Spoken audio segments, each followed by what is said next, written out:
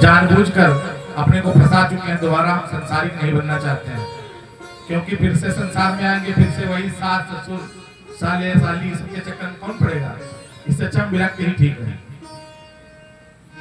पर समझाया कि नहीं महाराज, आप अगर विवाह नहीं करेंगे तो राक्षसों का जो संहार चल रहा है, इतना उपद्रव मचाए, इनको मारेगा कौन। तो भगवान ने कहा कि पहले इनकी तपस्या जो कर रही है, इनकी परीक्षा ले लेते हैं कि हमारे योग्य हैं भी कि नहीं है। उसके पश्चात ही कुछ सोचेंगे। सप्त ऋषियों को भेज दिया, कहा जाओ पता करो कि कैसी है क्या है।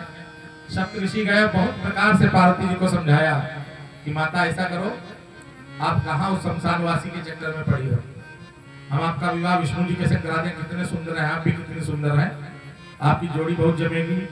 वो भभूत लगाए रहते हैं, जटा बांधे रहते हैं, कहाँ उनको त्याग दीजिए, आपके तो बहुत अच्छे अच्छे योग्य वर हैं। लेकिन माता पार्वती ने कहा नहीं, कि उनको ही हम, वही हमारे सर्वस्व हैं। जब तक वो नहीं आएंगे तब तक हमारी ऐसी तपस्या चलती रहेगी।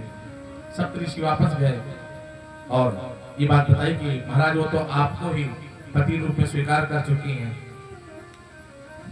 आप ही जब जाएंगे तभी वो मानेंगी। भोले बाबा वेश बनाकर पहुंच गए अपना, और स्वयं की बुराई करना शुरू कर दिए। कहे अरे वो तुम्हारे योग्य नहीं है, बड़ा दुष्ट है। आप तुमको पता नहीं, पिछली बार बड़ा ससुर से झगड़ा हुआ था, बहुत उल्टी सीधी गाली गलौज हुई थी। अगर इतना ही योग्य होता तो उसकी पत्नी ने इतना कष्ट दिया पत्नी को कि पत्नी ने आत्महत्या कर ली। अब माता पार्वती सुन रही हैं, घूर रही हैं, तो जान गई कि ये भोले बाबा ही आए हैं, अपने मुंह से अपनी बुराई कर रहे हैं।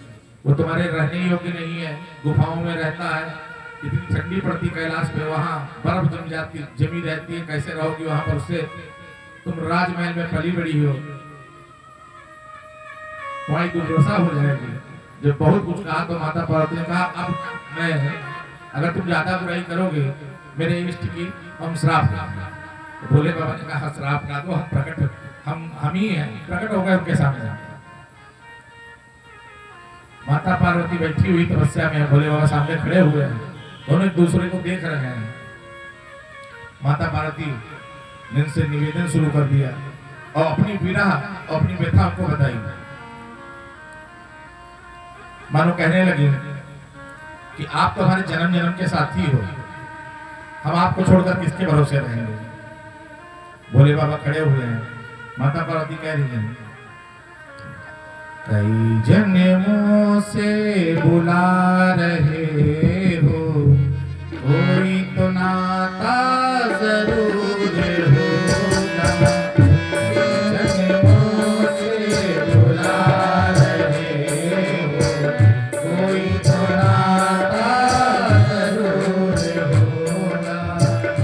नजरों से नजरें मिला न पाए, मेरी नजर का कसूर होगा।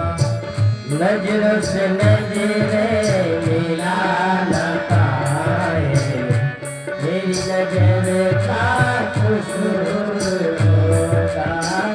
कई जन्मों से बुला रहे हो, कोई तो नाता जरूर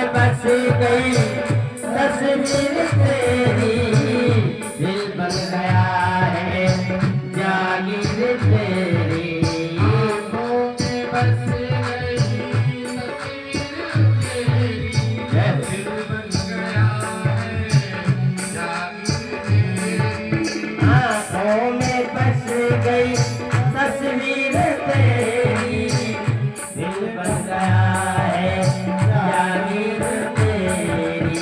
दासी की विनती तुम्हारे आगे, दासी की विनती तुम्हारे आगे, दर्द दिखा